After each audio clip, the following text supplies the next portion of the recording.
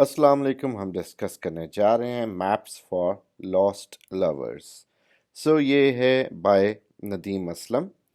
تو ندیم اسلم از British Pakistani writer اور یہ ناول انہوں نے 2004 میں لکھا. ندیم اسلم از FRSL, that is Fellow of the Royal Society of Literature, and he's British Pakistani novelist, and his debut novel Season of the Rainbird, so it won a Betty Trask and the Authors Club First Novel Award, so he is well known for these novels. So this is his another novel, Maps for Lost Lovers. So this is very good novel as well. So we'll be looking into summary, characters, themes and symbols. So what happens in this novel, let's see. اس میں ہمارے پاس جو characters ہیں اس میں جگنو اور چندہ یہ بڑے important character ہیں. جگنو جو ہے وہ یہ ایک کپل ہے ان دونوں کا جو کہ پاکستانی امیگرنٹس ہیں اور جو انگلینڈ میں کئی سالوں سے رہ رہے ہیں. جگنو ایک ڈیووٹ مسلم دکھایا گیا اور ایک اسٹرکٹ قسم کا بندہ جو کہ اپنے برتاؤ میں بہت زیادہ سخت ہے اور اپنے ریلیجس پریکٹسز میں بڑا سخت ہے. لیکن جو چندہ ہے وہ ایک لبرل ہے, اوپن مائنڈڈ مدر ہے جو کہ اسٹرگل کر رہی ہے اپنی ڈیزائرز اور ریگریٹس ان سب کو لے کے, اور یہ دونوں ایک دوسرے سے بہت زیادہ پیار کرتے ہیں. اور دونوں جب ناول سٹارٹ ہوتا ہے تو یہ غائب ہو چکے ہیں, ان کی کھوج جاری ہے. تو کچھ لوگ سمجھتے ہیں کہ یہ مر گئے ہیں, کچھ سمجھتے ہیں کہ یہ بھاگ گئے ہیں تاکہ وہ چندہ کے بھائی ان کو مار نہ دیں. شمس اور کوکب یہ جگنو کے بردر ہے شمس, اور کوکب اس کی بھابھی ہے یعنی شمس کی وائف ہے. یہ بھی امپورٹنٹ کیریکٹرز ہیں اور اکثر جو اس میں کہانی ہے, ناول ہے, وہ ان دونوں کے لینزز سے پڑھایا گیا, سنایا گیا ہمیں, اسٹوری ان کی پوائنٹ آف ویو سے بتائی گئی. شمس جو ہے وہ ایک پوئٹ بھی ہے جو اس پہ مشکل وقت چل رہے ہیں, اور کوکب ایک ڈیووٹڈ مسلم ہے جو کہ اپنے ہسبینڈ اور بچوں سے بہت زیادہ یعنی ایکسپیکٹ کرتی ہے اور وہ چاہتی ہے کہ وہ انہیں اچھا مسلمان بنائے. لیکن رزلٹ یہ نکلا کہ شمس جو ہے وہ تو آلریڈی بہت زیادہ ایک اوپن مائنڈڈ ہے اور وہ ریلیجن کی اتنی اسٹرکٹ جو ایٹیٹیوڈز ہیں ان کو ایکسیپٹ نہیں کرتا. لیکن وہ اپنی بیوی کو بہرحال نہیں روکتا, وہ اپنی بیوی کو کھلی اجازت دیتا ہے کہ وہ بچوں کی جس طرح ٹریننگ کرنا چاہے کر سکتی ہے. اور جگنو اور چندہ کے کیس پہ دونوں میاں بیوی کی اکثر لڑائی بھی رہتی ہے. چندہ کے جو بچے ہیں, چندہ کے بچوں کو ہم دیکھتے ہیں کہ چندہ کے 4 بچے ہیں. اس میں میوش, کرن, اسد اینڈ شمس. میوش جو ہے وہ ایلڈسٹ ہے جو کہ اپنی ڈیزائرز اور پریشرز کے ساتھ لڑ رہی ہے تاکہ وہ فیملی کے ایکسپیکٹیشن پہ پورا اتر سکے. کرن ایک ریبلس بچی ہے اور اپنے باپ کے ساتھ اس کا ایک اسٹرینڈ ریلیشن شپ ہے. اسد جو ہے وہ ینگسٹ ہے اور still he is finding his place in the world. اس میں پھر ہمارے پاس صوفیہ اور آدم ہیں. صوفیہ ایک ینگ مسلم ویمن ہے جو کہ آدم سے اس سے پیار ہو جاتا ہے جو کہ ایک نان مسلم مین دکھایا گیا. یہ ریلیشن شپ ایک سارٹ آف ٹینشن اور کانفلکٹ دکھایا گیا باقی چیلنجز کے ساتھ جو کہ پاکستانی سوسائٹی فیل کرتی ہے.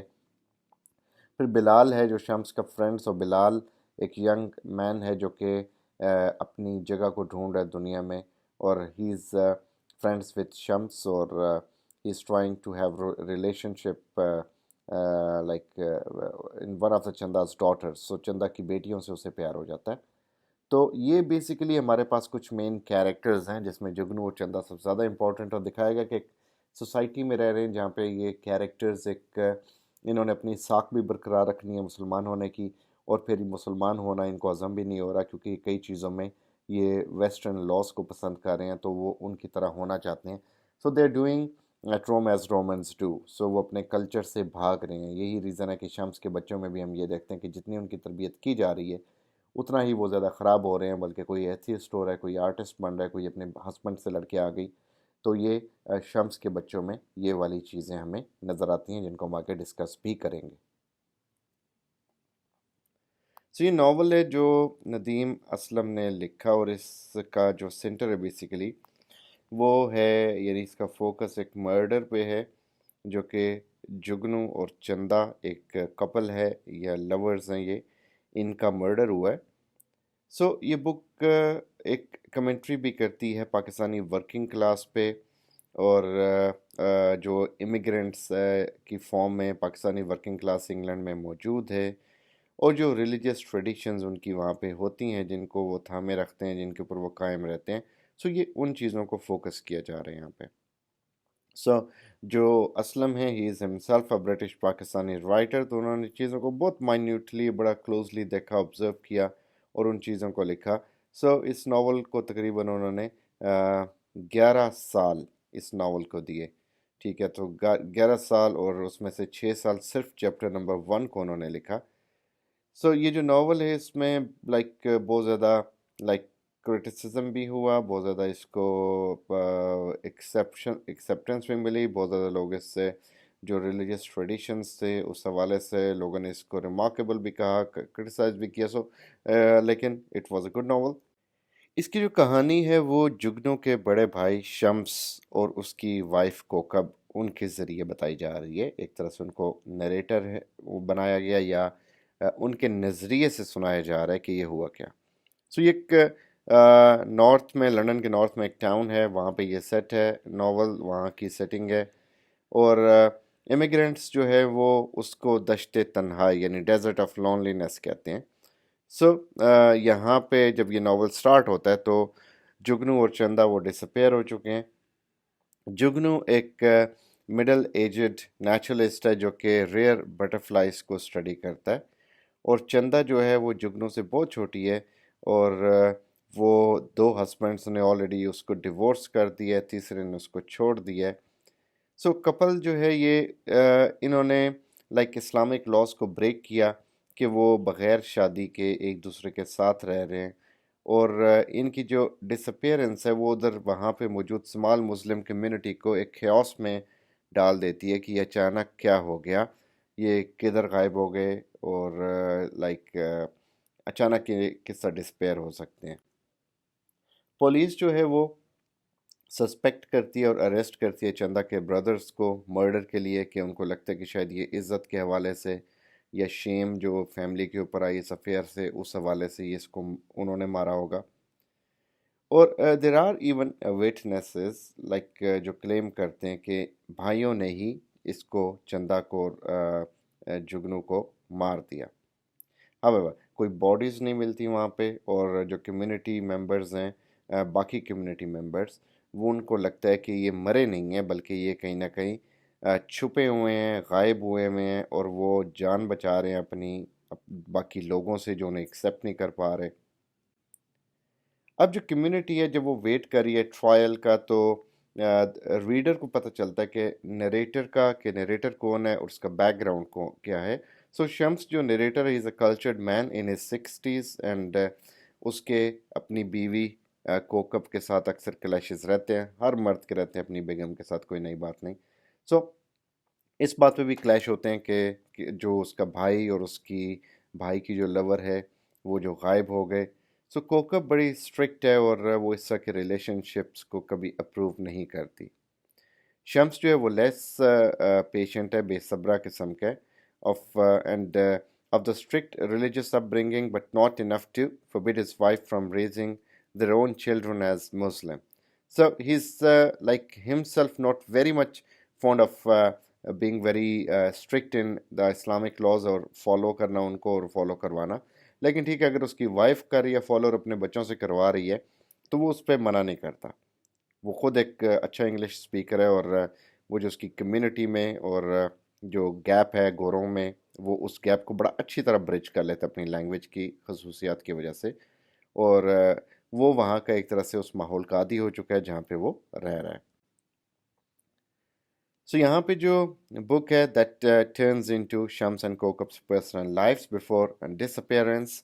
سو یہاں پہ ڈیٹیل بتائی جا رہی ہے شمس کے افیئر کی، اور اس کے 3 سال جو اس کی سپریشن رہی اپنی وائف سے، بے شک بعد میں وہ اکٹھے ہو گئے.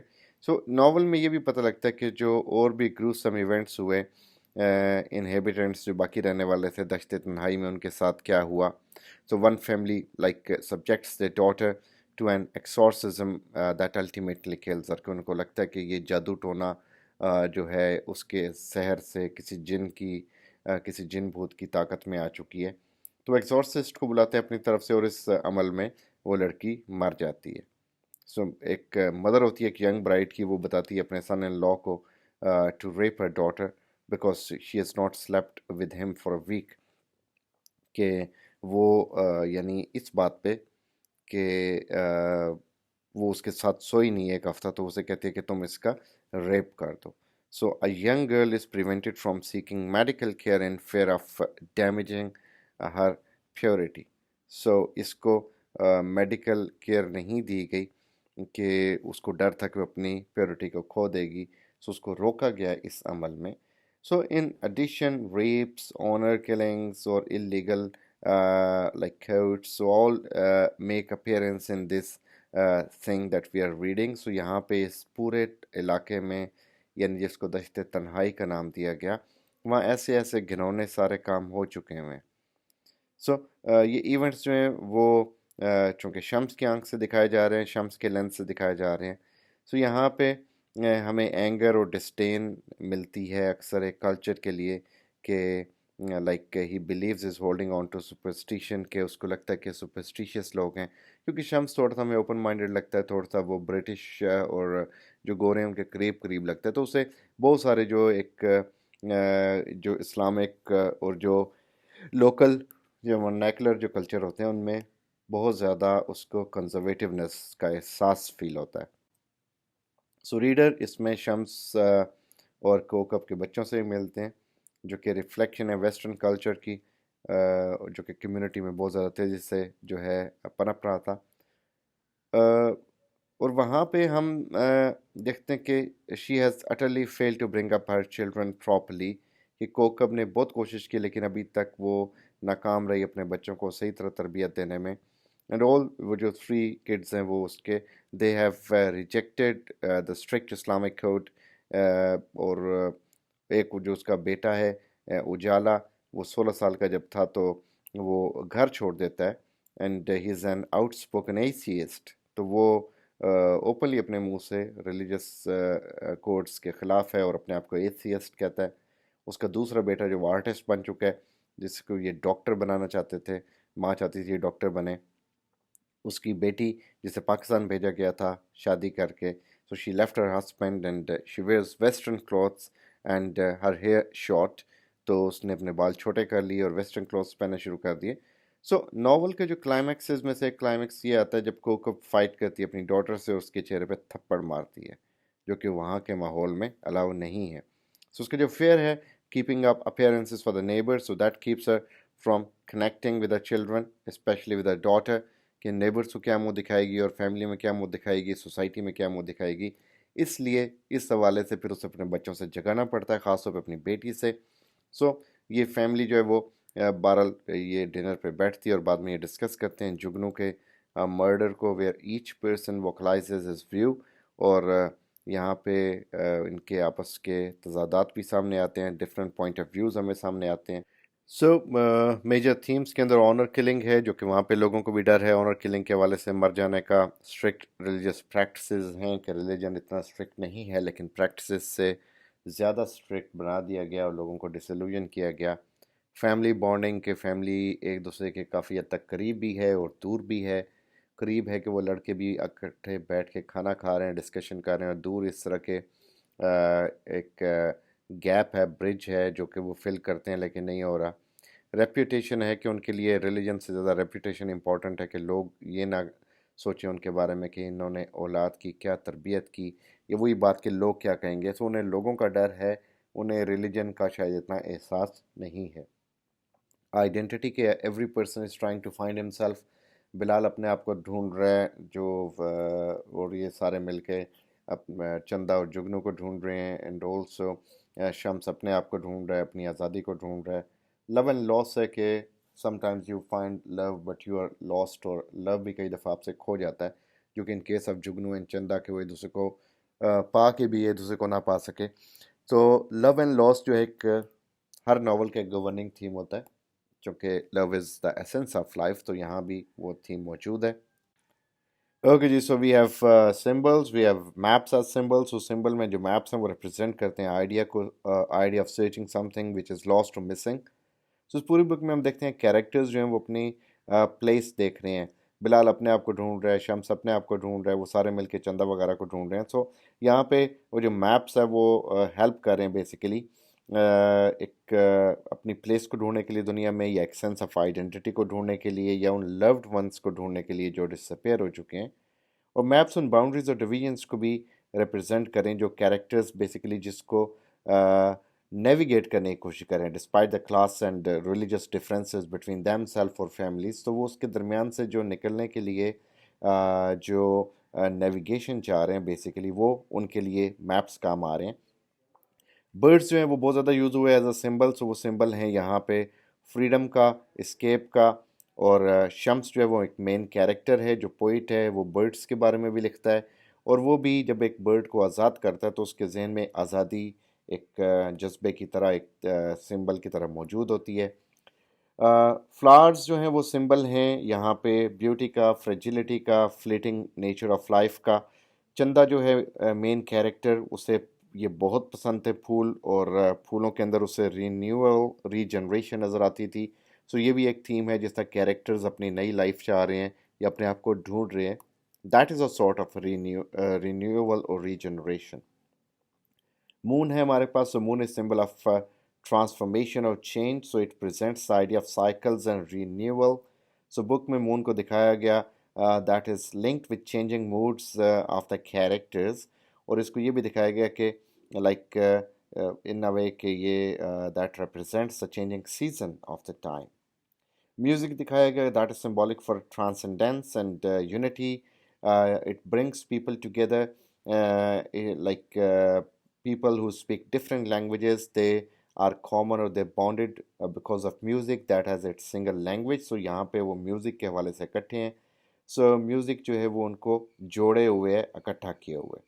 So this was novel and I hope आपको इसके बारे में काफ़ी familiarity हो गई होगी, आइडिया हो गया होगा। सो इस चैनल को सब्सक्राइब कीजिएगा और काइंडली सबसे शेयर कीजिएगा। अल्लाह हाफिज़, थैंक यू वेरी मच।